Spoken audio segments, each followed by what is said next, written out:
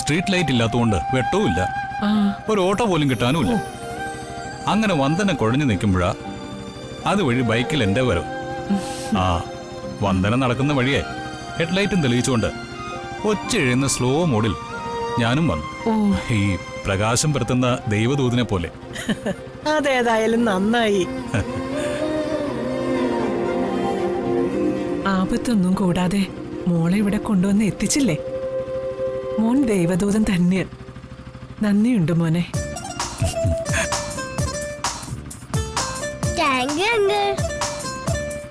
ആശ്വാസം. ആ 3 നന്ദിയെങ്കിലും കിട്ടിയല്ലോ.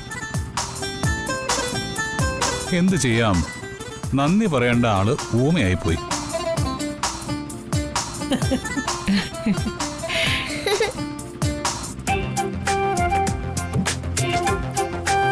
അല്ല മോളെ, ഇങ്ങനെ പിടിവാശി പാടില്ല. നീ അവന്റെ ബൈക്കിന് പിറകെ കയറിയിരുന്നെങ്കിൽ എപ്പോഴേ ഇവിടെ എത്തായിരുന്നു. ജഗനിപ്പ അന്യനല്ല, നിന്റെ നാത്തൂന്റെ ആങ്ങളയല്ലേ? അത് തന്നെ. അത് സാരമില്ലെന്ന്. രാത്രി ഒരു ആണിന്റെ ബൈക്കിൽ കയറി വരാതിരുന്നത് വന്ദനയുടെ സ്വഭാവ ഗുണമല്ലേ. അങ്ങനെയുള്ള പെൺകുട്ടികളെയാ എനിക്കിഷ്ടം. ഏതായാലും അമ്മയുടെ മോൾക്ക് ബോഡി ഗാർഡായിട്ട് നിന്ന് ഇവിടം വരെ സുരക്ഷിതമായിട്ട് കൊണ്ടാക്കിയിട്ടുണ്ട്. അപ്പോ ഇനി രാത്രി യാത്രയില്ല. മോനെ, ചോറ് കഴിച്ചിട്ട് പോവാ. ചോറ് കഴിക്കണമെന്ന് ആഗ്രഹമുണ്ട്. പക്ഷേ വീട്ടിലെ സുമതലാമ്മ അത്താഴവും വിളമ്പി വെച്ച് കാത്തിരിക്കുന്നുണ്ടാവും. അതുകൊണ്ട് ചോറൊക്കെ പിന്നീട് ഒരിക്കലാവാം. അന്ന് ചോറാക്കണ്ട, വിരുന്ന് തന്നെ ഒരുക്കിക്കോ.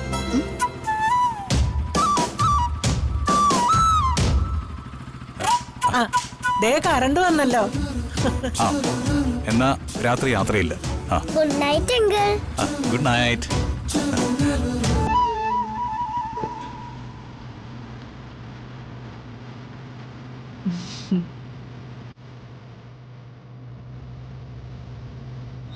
ചന്ദ്രിക, ഈ ജഗനുണ്ടല്ലോ നല്ലൊരു പയ്യനാ. അതെ, എന്ത് നല്ല സ്വഭാവം അല്ലേ? ഇവക്കിതെന്ത് പറ്റി? എന്താ? വാ മോളെ.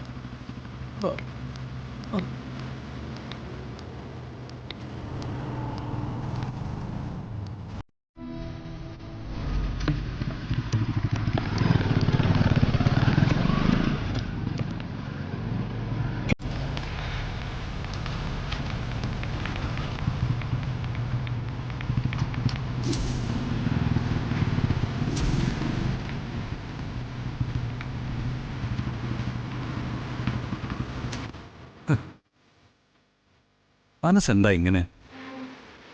ഒന്നുകൂടി ഇന്ന് കാണണമെന്ന് മനസ്സ് പറയുമ്പോലെ. എപ്പോഴും വന്ദനയുടെ മനസ്സിൽ എന്നെക്കുറിച്ച് തെറ്റിദ്ധാരണകളേ ഉള്ളൂ. എന്നോട് വെറുപ്പ് കാട്ടാത്ത ആ മുഖം ഒന്ന് കാണണം എനിക്ക്. രാത്രിയിലുള്ള ഒളിഞ്ഞുനോട്ടം എൻ്റെ സംസ്കാരത്തിന് ചേർന്നതല്ല. എന്നാലും എൻ്റെ സ്നേഹമല്ലേ, ദൈവം പൊറുക്കും. ദേവി, ഭഗവതി, എൻ്റെ ഭാഗത്ത് തെറ്റ് വല്ലതും ഉണ്ടെങ്കിൽ എനിക്ക് മാപ്പ് തരണേ.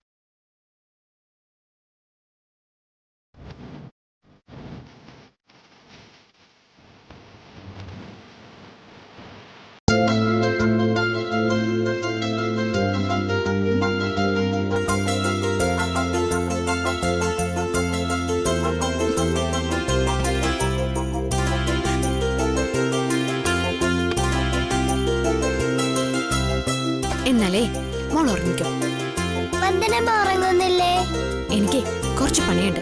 മോള് കിടന്നു. എനിക്ക് ഉറക്കം വരുന്നില്ല വന്ദനമ്മേ. ഉറങ്ങണമെങ്കിൽ വന്ദനമ്മ ഒരു കഥ പറയണം.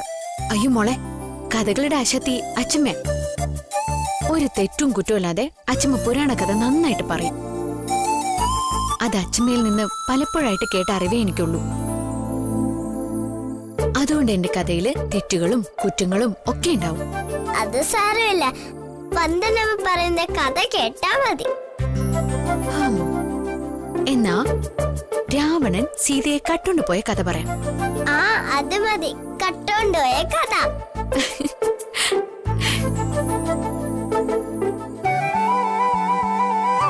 കഥ പറ വന്ദനമ്മേ. കാട്ടിൽ ഒറ്റയ്ക്കിരുന്ന സീതയുടെ സമീപത്തേക്ക് രാവണന്റെ ദൂതനായ മാരീചൻ എന്ന രാക്ഷസൻ പാത്തും പതുങ്ങിയും വന്നു.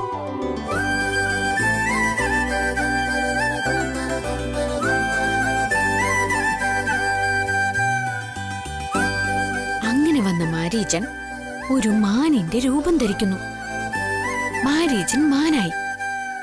മാനായ മാരീചൻ സീതയ്ക്ക് ചുറ്റും ഓടിച്ചാടി കളിക്കാൻ തുടങ്ങി. അങ്ങനെ സകലതും മറന്ന് നമ്മുടെ സീത മാനിന്റെ പിറകെ വളരെ ദൂരെ പോയി. അപ്പോഴാ രാവണൻ പുഷ്പക വിമാനത്തിൽ വന്ന് സീതയെ തട്ടിക്കൊണ്ടുപോയത്. ശ്രീരാമദേവനും ലക്ഷ്മണനും വന്നപ്പോ സീതയെ കാണാനില്ല. രാമനും ലക്ഷ്മണനും ടെൻഷനോട് ടെൻഷൻ. സീത എവിടെ പോയി? രാവണൻ കട്ടോണ്ടുപോയി. ആ, രാമനും ലക്ഷ്മണനും സീതയെ തേടി നടക്കുക. വഴിയിൽ കണ്ടവരോടൊക്കെ അവര് സീതയെ കണ്ടോ എന്ന് അന്വേഷിച്ചു. പക്ഷിമൃഗാദികളെ നിങ്ങൾ കണ്ടിട്ടുണ്ടോ എന്ന് അന്വേഷിച്ചു. പക്ഷികളോടും മൃഗാദികളോടും ഒക്കെ സീതയെക്കുറിച്ച് അന്വേഷിക്കുന്ന ശ്രീരാമനും ലക്ഷ്മണനും.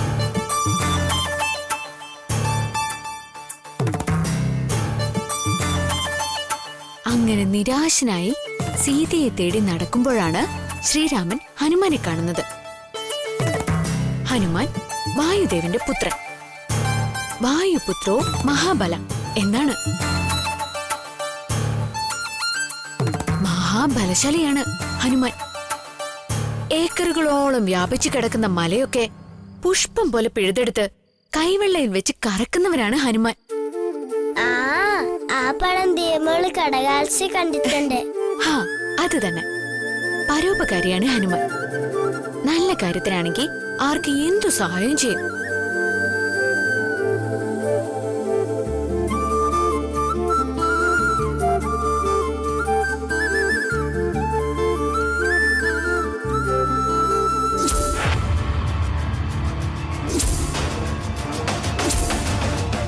വർഷയെ രക്ഷിക്കാൻ ശ്യാമിന്റെ സഹായം തേടിയാലോ?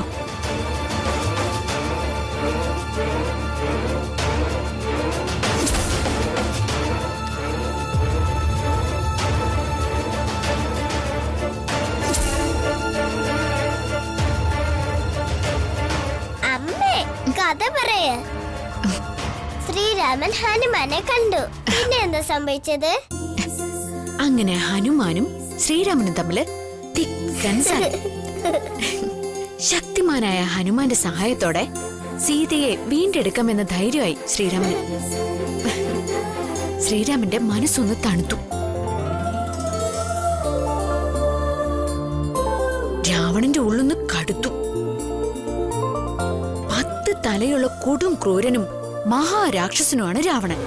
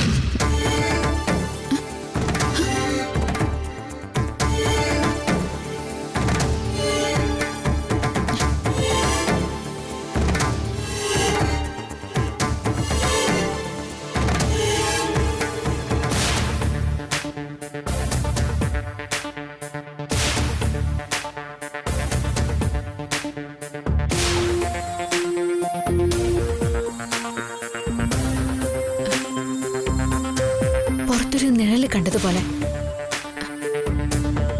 ആരാ?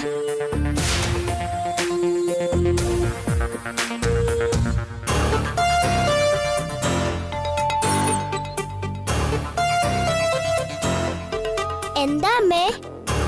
ഒന്നുമില്ല. അമ്മയ്ക്ക് തോന്നിയതാ.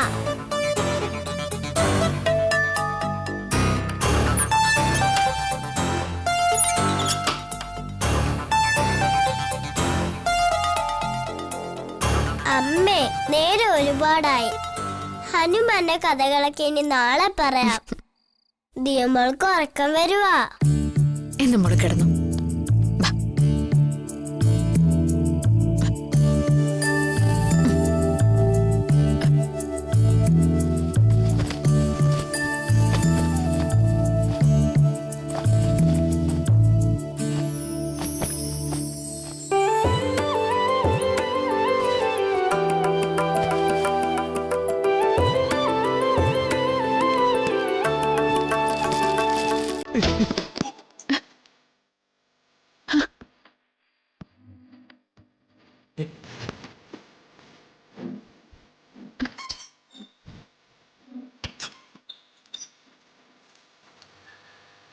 ആരാ? ആരാത്? ആരാന്ന്?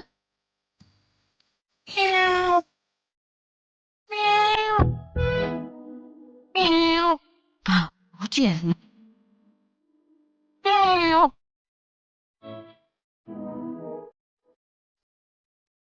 ആ കള്ള പൂച്ചയായിരിക്കും.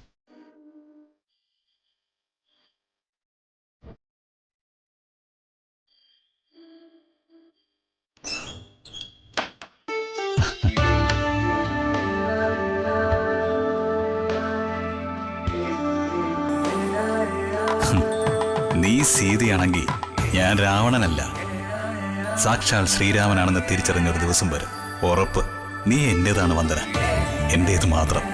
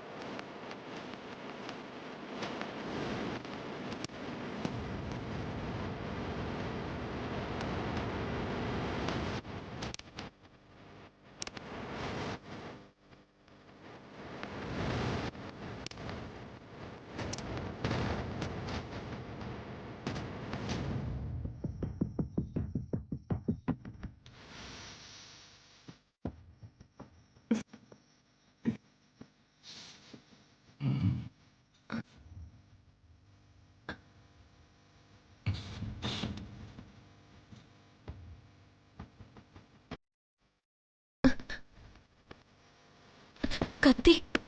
അതെ, കത്തി. ആപ്പിൾ മുറിക്കാനുള്ളതാണ് കത്തി. ആപ്പിൾ മുറിച്ചു, കഴിച്ചു. കണ്ടില്ലേ?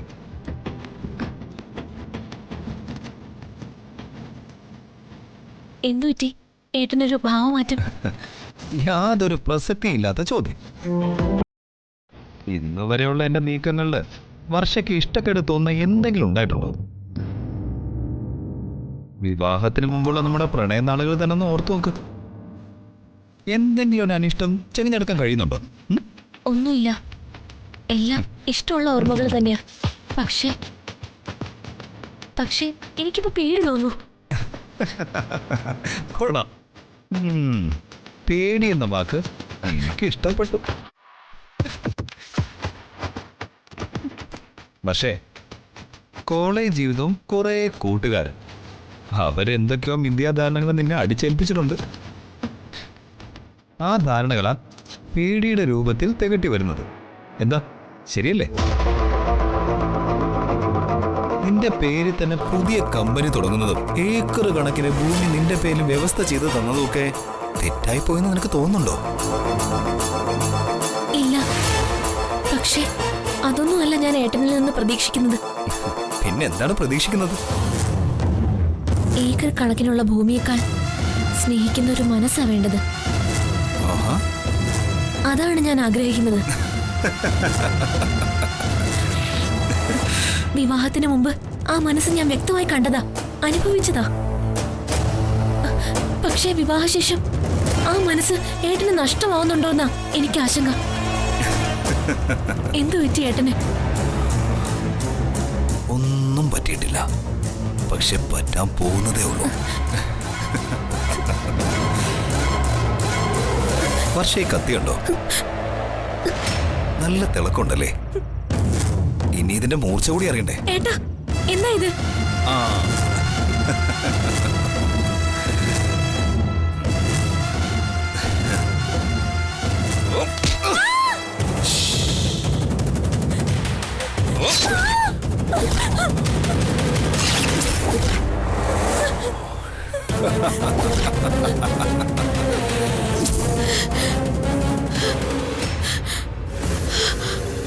വർഷ, വർഷ, വർഷ, വർഷ.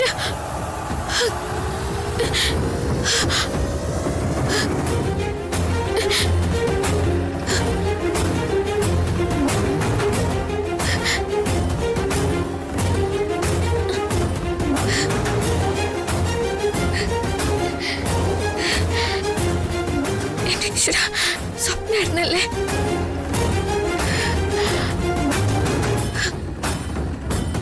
ഈശ്വരാ, എന്റെ വർഷയ്ക്ക് എന്തെങ്കിലും സംഭവിച്ചിട്ടുണ്ടാവോ?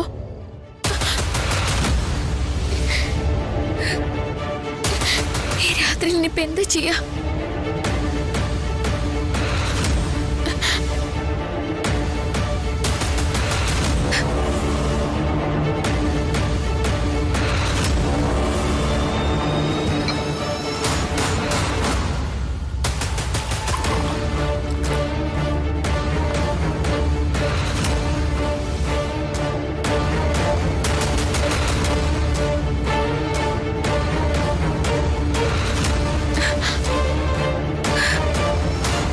ശബ്ദം കേൾക്കാതെ ഒരു സമാധാനം കിട്ടുന്നില്ല. ഏതായാലും അവളെ ഒന്ന് വിളിച്ചു നോക്കാം.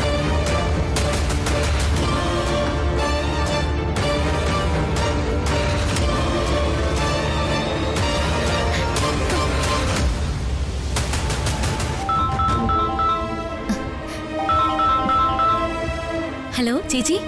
മോളെ, നിനക്ക് കുഴപ്പമൊന്നുമില്ലല്ലോ? എന്ത് കുഴപ്പം? ചേച്ചിക്ക് എന്താ പറ്റിയത്? അല്ല, ഞാനൊരു സ്വപ്നം കണ്ടു. അത് ഞാൻ അടുത്തില്ലാത്തതുകൊണ്ടാ.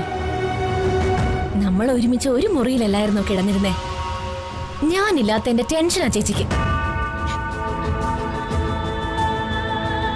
ഞാനില്ലെങ്കിൽ എന്താ, ദിയമോളുണ്ടല്ലോ കൂട്ടിന്.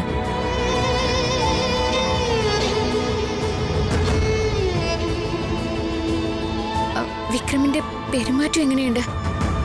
നിന്നോട് സ്നേഹത്തോടെയാണോ പെരുമാറുന്നേ? ഏട്ടൻ എന്നെ വലിയ ഇഷ്ടോ. സത്യമാണോ മോളെ? നിനക്ക് എന്ത് പ്രശ്നമുണ്ടെങ്കിലും ഈ ചേച്ചിയോട് പറയണം. തീർച്ചയായും പറയും ചേച്ചി. പക്ഷേ എനിക്കൊരു പ്രശ്നമില്ലെന്നേ. എന്നെ കുറിച്ച് ഒരു ടെൻഷനും വേണ്ട. അമ്മയ്ക്ക് സുഖമല്ലേ? വിനോട്ടനോ?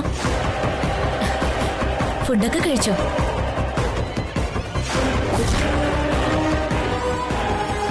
ഇവൾ ആരോട് സംസാരിക്കുന്നത്? ഇവളുടെ ഫോണിന് റേഞ്ച് കിട്ടാത്ത ഏതെങ്കിലും സ്ഥലത്ത് കൊണ്ടുപോയി വേണം താമസിപ്പിക്കാൻ. പുറം ലോകം കാണരുത്.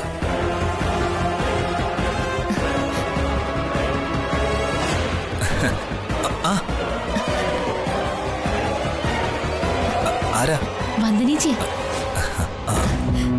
സംസാരിച്ചോ. ആ അതങ്ങനെയാ ചേച്ചി. മോളെ ശ്രദ്ധിക്കണം. എന്തുണ്ടെങ്കിലും പറയണം. ആഹാ. അച്ഛനൊക്കെ എവിടെയാ?